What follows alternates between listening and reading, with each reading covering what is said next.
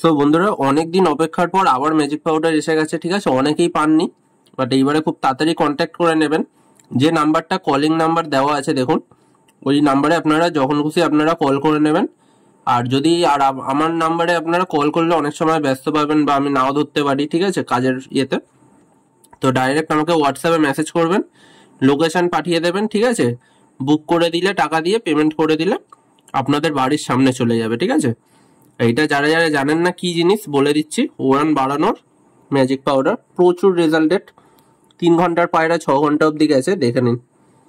আবারও এসে গেছে অনেকদিন পর, অনেকজন অপেক্ষা করছিলেন।